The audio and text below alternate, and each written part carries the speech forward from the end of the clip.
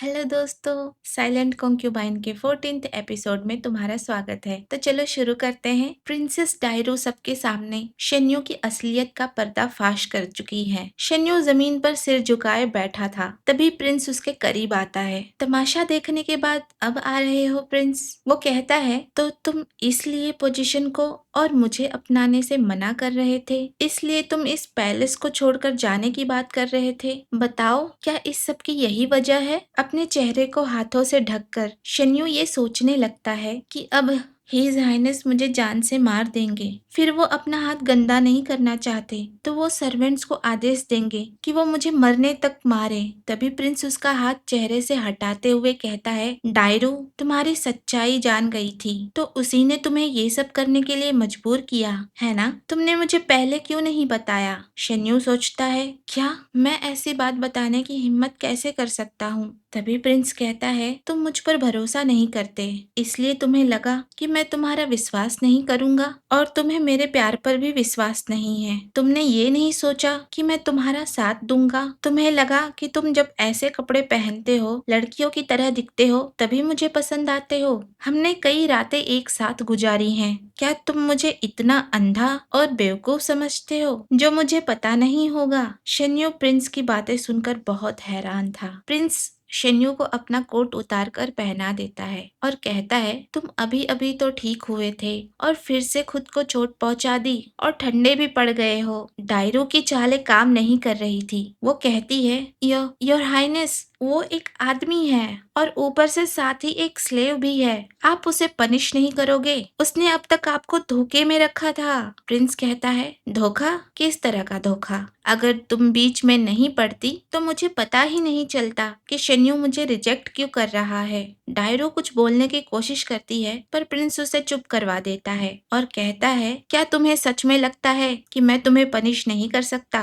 तुमने बहुत से लोगों की जानें ली और दूसरों को बुली भी किया, फिर भी मैंने तुम्हें कभी पनिश नहीं किया, और वो भी सिर्फ तुम्हारे भाई की वजह से। वो जंग के मैदान में मेरे साथ हमेशा खड़ा रहा है, मुश्किल वक्त में भी मेरा साथ दिया। उसने मुझसे तुम्हारा ध्यान रखने के लिए मिन्नतें की थी, जिसकी मैंने इज्जत की। फिर भी बार बार तुम मेरे सब्र का इम्तिहान लेती रही। डायरू के चेहरे पर डर साफ साफ झलक रहा था। वो कहती है, योर हाइनेस, मैं बस आपसे बहुत प्यार करती हूँ। प्रिंस गुस्से में कहता है, बस बहुत हुआ। अब से प्रिंसेस डायरू लीचिंग कोर्टयार्ड में ही रहेगी और उन्हें कहीं भी जाने की इजाजत नहीं है। जब तुम्हारा भाई यहाँ आएगा तब मैं उनसे कह दूंगा कि वो तुम्हें यहाँ से वापस अपने साथ लेकर जाए। डायरू प्रिंस का नाम लेकर बुलाती है पर उसने अपने कान बंद कर लिए थे। वो शेन्यू की आंखों में आंखें डालकर कहता है, बुद्धू, तुम्हें क्या लगा था कि मैं तुम्हें मैडम कंसर्ट इसलिए बना रहा हूँ कि मैं तुम्हारा फायदा उठा सकूं?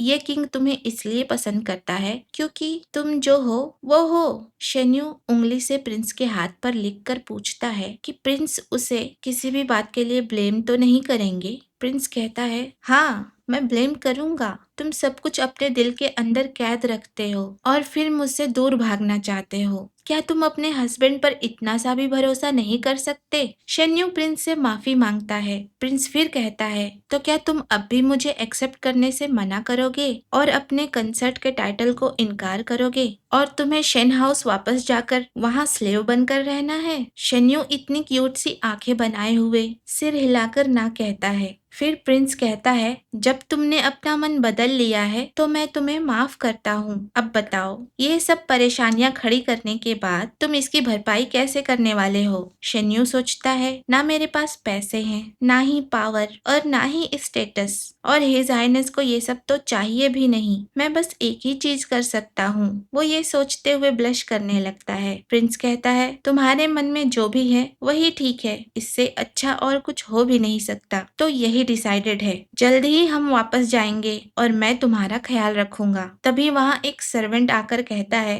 योर हाइनेस, अब हम क्या करें? प्रिंस कहता है, सेरेमनी को जल्दी से खत्म करते हैं, बाकी के स्टेप्स को जल्दी स्किप कर दो। जल्दी से एंसेस्ट्रल ऑर्केस्ट्रल हॉल में जाओ और वहाँ जाकर न्यू कंसर्ट का नाम लिख दो। वो आदमी चौंक जाता है और कहता है, क्या? प्रिंस कहता है, क्या कहना चाहते हो? वो सर्वेंट कहता है, मैं बस सोच रहा था कि पहले कभी कंसर्ट के नाम पर किसी आदमी का नाम नहीं लिखा गया। क्या ये ठीक है? लोग क्या कहेंगे? तभी प्रिंस कहता है, अगर ऐसा कुछ पहले कभी नहीं हुआ तो पहला करने वाला मैं ही बनूंगा। भविष्य में इतिहास के पन्नों में इसे महान निर्णय के तौर पर याद किया जाएगा। तुम्हें लगता है कि लोग क्या कहेंगे? इससे मुझे फर्क पड़ता है। तभी वो सर्वेंट फिर कहता है, हाँ ठीक है महाराज, लेकिन आपके पूर्वजों का यादगार टेबलेट वहीं पर है। ये कहते हुए वो घबरा रहा था और उसके पसीने भी छूट रहे थे। प्रिंस कहता है, पूर्वज? फैमिली के वंशज को आगे बढ़ाने वाला मैं ही हूँ और अभी मैं इंचार्ज भी हूँ। ये टैबलेट्स उनके हैं जो अब इस दुनिया में नहीं है, और मेरे पूर्वज अगर यहाँ पर होते भी तब भी मेरा यही निर्णय होता। तो मैं जैसा कह रहा हूँ वैसा ही करो। मैं अभी करता हूँ। ये कहते हुए वो सर्वेंट वहाँ से चला जाता है। सब कुछ खत्म हो जाने पर शेन्यू और प्रिंस उस जगह जाते हैं जहाँ पर वो सारे टैबलेट्स रखे हुए थे। प्रिंस कहता है, देखो यू, अब से तुम ऑफिशियल कंसर्ट के तौर पर मेरी फैमिली का हिस्सा बन चुके हो। जब हम जिंदा हैं, हम साथ ही एक बेड पर सोएंगे,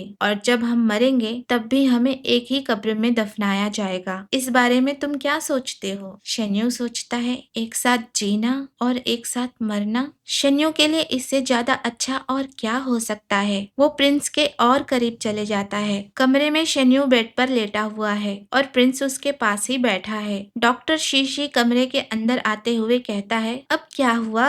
मुझे इतना जल्दी क्यों बुलाया? इतना प्यार करते हुए भी तुम उसे जानवरों की तरह ट्रीट करते हो। इतनी रात गए मुझे यहाँ बुलाया। पता है बाहर कितनी ठंड पड़ रही, मैं ठंड से मर जाता। शेन्यू के जख्मों पर पट्टी लगाते हुए डॉक्टर कहता है, मुझे लगा था कि बड़ा जख्म होगा। ये तो थोड़ा सा खरोच है। आपने मुझे इसके लिए तुरंत आने के लिए कहा। ये तो 4 दिन से कम समय में ठीक हो जाएगा, लेकिन इसे जो ठंड लग गई है उसे ठीक होने में ज्यादा दिन लगेगा। वो शेन्यू के करीब जाकर कहता है, हा क्यूटी, तुम बहुत अच्छे हो। तुमने बिना कुछ किए ही कंसर्ट डायरो को मुंह के बल गिरा दिया। मैं तुम्हें और बताऊं? इतने में प्रिंस उसे कपड़ों से खींचते हुए कहता है, उससे दूर रहो। डॉक्टर कहता है, हे योर हाइनेस, मुझे छोड़ दो। अच्छा ठीक है, मैं गलत हूँ, पर क्या आपके लिए ये करना जरूरी है? कम से कम मुझे आराम से फेंकना।